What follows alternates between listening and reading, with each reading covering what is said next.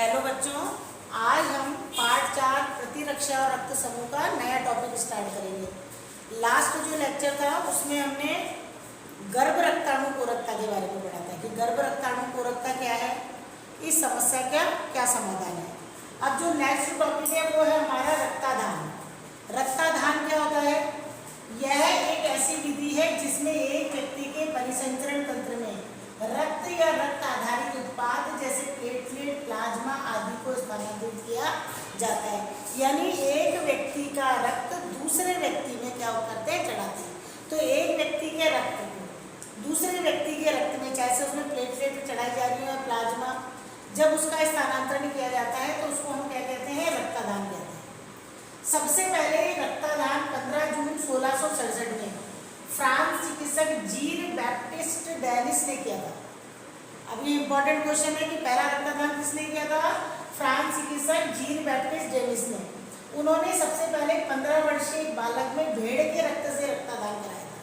यानी भेड़ का रक्त बच्चे में चढ़ाया था। पहला प्रयास उनका यही था, लेकिन बाद में जानवरों के रक्त को मनुष्य में चढ़ाने पे रोक लगा दी गई। फिर ये कार्य केवल मनुष्य का रक्त ही मनुष्य को चढ़ाया जाता है।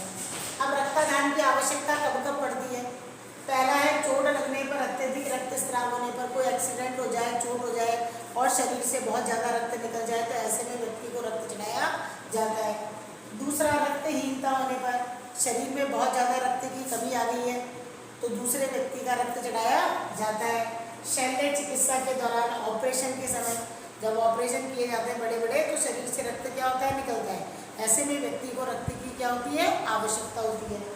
हीमोफीलिया होने पर, हीमोफीलिया एक रोग होता है जिसमें रुधिर का थक्का नहीं बनता है।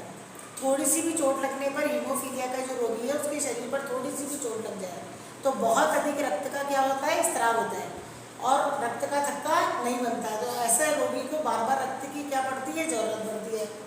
दात्र कोशिका अरक्तता के रोगी को, अब दात्र कोशिका अरक्तता रोग क्या होता है?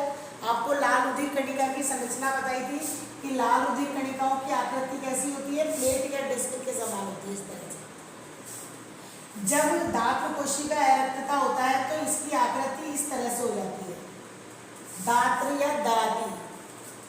गांव में जो खेतों में जो घास काटते हैं जिसको हम दात या दराती बोलते हैं, तो उस आकृति की एक हो जाती है। ऐसा होने पर ऑक्सीजन की आपूर्ति क्या हो जाती है, कम हो जाती है, क्योंकि लाल रक्त कणिकाओं में जो हीमोग्लोबिन होता है वो ऑक्सीजन को ले जाता है।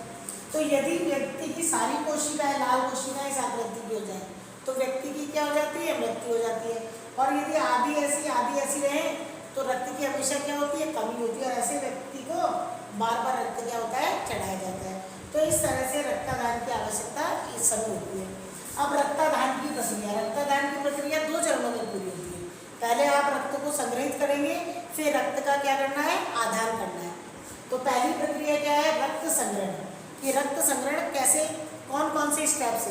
अब जो आपको ये पॉइंट दिखाए गए, first, second, third, fourth, fifth, इसी तरह से आधान में, तो आपको इनको क्रम से ही लिखना है। एक भी पॉइंट ऊपर नीचे आपको नहीं लिखना है, क्योंकि ये क्रम है कि किस क्रम से हम रक्त को संग्रह करते हैं और किस क्रम से रक्त को रोगी के शरीर में चढ़ाया जाता है। यदि इसका एक भी पॉइंट आपने ऊपर नीचे लिख दिया तो ये आंसर क्या हो जाएगा, आपका गलत हो जाएगा और जो संग्रहण की प्रक्रिया है वो क्या हो जाएगी, चेंज हो जाएगी। तो हमको इसको पॉइंट टू पॉइंट याद करना है। तो रक्त संग्रहण से करते समय पहला पॉइंट, रक्त संग्रहण से पूर्व दाता के स्वास्थ्य का परीक्षण किया जाता है। यानी जिस व्यक्ति का, आजकल आप देखते होंगे ब्लड डोनेशन के कैंप लगते हैं, तो कोई भी जब भी कोई ब्लड डोनेट करने जाता है तो डॉक्टर पहले उसका क्या करता है, स्वास्थ्य का परीक्षण करता है।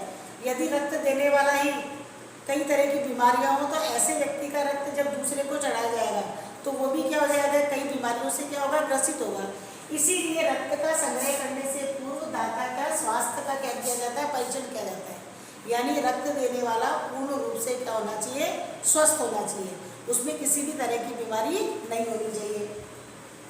दूसरा, स्वास्थ्य परीक्षण के पश्चात उपयुक्त क्षमता वाली प्रवेशनी के माध्यम से। कभी आप ब्लड डोनेशन कैंप में गए हो तो आप देखा करो कि प्रवेशनी, उच्च क्षमता वाली प्रवेशनी निडिल जो होती है उसको सीधा नसों के अंदर डाला जाता है और विशेष प्रकार की निजर्मीकृत थक्का रोधी युक्त थैलियों में दाता के रक्त को संग्रहित किया जाता है। तो जो ब्लड जो निकल के आता है दाता के शरीर से, उसमें पाउच या थैली में वो रक्त एकत्रित होता है। कभी आप इस तरह के कैंप में जाकर देखना कि किस तरह से ब्लड को निकाला जाता है। थक्का रोधी का मतलब है कि जब भी आप देखते हो कि खून या ब्लड बाहर आता है तो वो उसके क्लॉट बन जाते हैं, वो जम जाता है। तो ये इस प्रकार की थैली होती है। निर्जलीकृत रक्त का मतलब होता है जीवाणुओं से क्या होती है, वो मुक्त होती है। और इस तरह की थैली होती है कि जब उसमें रक्त आता है तो उसके थक्के नहीं बनते हैं और वो लिक्विड फॉर्म में ही रहता है।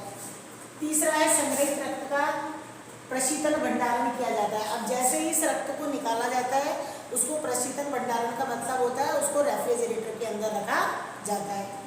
इसके बाद संग्रहित रक्त में कई प्रकार की जांच की जाती है। जैसे रक्त समूह आप पीछे पढ़ चुके हो कि जो रक्त हमने लिया है वो कौन से समूह का है, ए बी और ओ। RH कारक पॉजिटिव है या नेगेटिव है, कि इसमें हिपेटाइटिस तो नहीं है, HIV यानी एड्स से ग्रसित कोई संक्रमित रक्त तो नहीं है। तो ये सभी प्रकार की जांचें की जाती हैं। इसके बाद में रक्तदान संग्रहण के बाद दाता को कुछ समय तक चिकित्सक की निगरानी में रखा जाता है। कि जो ब्लड डोनेट करता है उसको ऐसे नहीं कि एकदम से ब्लड दिया और वो उठ करके पलंग पर से घर चल दिया। कुछ समय तक वो चिकित्सक या डॉक्टर की निगरानी में रहता है, ताकि यदि उसके शरीर में कोई किसी तरह की कोई प्रतिक्रिया हो या कोई चक्कर आ रहे हो उसको रक्त देने के बाद, तो डॉक्टर उसको तुरंत क्या कर ले, संभाले। वैसे ऐसा कभी होता नहीं है। रक्त जितना ज़्यादा यदि आपके रक्त बॉडी में रक्त है तो आप रक्तदान करिए, बहुत बड़ा महादान है। लेकिन ये 18 साल की उम्र के बाद किया जाता है, 18 साल से पहले नहीं। जितना रक्त आप देते हैं उतना ही नया रक्त 24 घंटे के अंदर बन जाता है। तो आपका रक्त देकर किसी का जीवन बचता है तो एक सबसे बड़ा पुण्य का काम है। तो यदि आप कैपेबल हैं, आप पूरी तरह से स्वस्थ हैं, तो आप रक्तदान कर सकते हैं। और रक्तदान करना एक बहुत ही महान कार्य है। लेकिन रक्तदान के बाद में भी फिर आप देखते होंगे कैंप में कभी देखना सुनना, लिक्विड दिया जाता है, उनको जूस पिलाया जाता है। इस तरह से डॉक्टर कुछ समय तक, ज़्यादा नहीं, 15 से 20 मिनट तक डॉक्टर अपनी निगरानी में उसको रखता है। अब ये तो था संग्रहण का।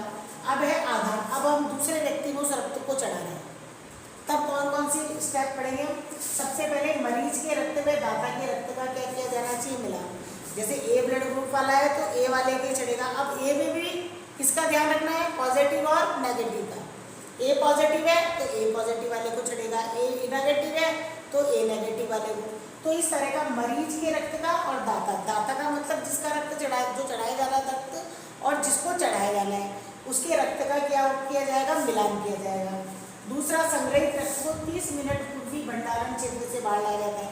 अब जो रक्त रेफ्रिजरेटर में रखा जाता है, ऐसे नहीं उसको ला करके पहले बहुत देर तक बाहर रख दिया और फिर 2, 4, 5 घंटे बाद चढ़ा दिया। रक्त चढ़ाने से केवल 30 मिनट पहले उसको रेफ्रिजरेटर से बाहर निकाला जाता है। तीसरा, रक्त केवल अंतःशिरात्मक रूप से किया जाता है।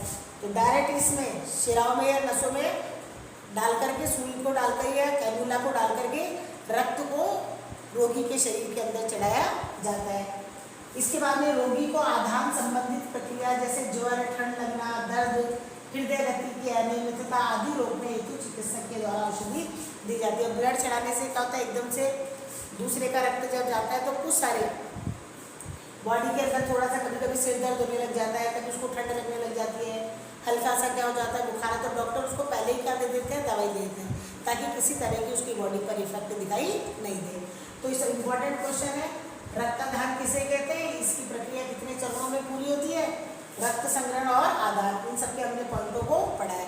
तो आपको अपनी होमवर्क कॉपी में करना है, रक्तदान किसे कहते हैं, रक्तदान की प्रक्रिया को समझाइए।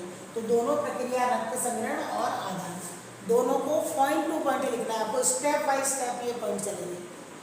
इसके बाद में इसके आगे का जो टॉपिक है वो हम नेक्स्ट लेक्चर में स्टार्ट करेंगे। Thank you.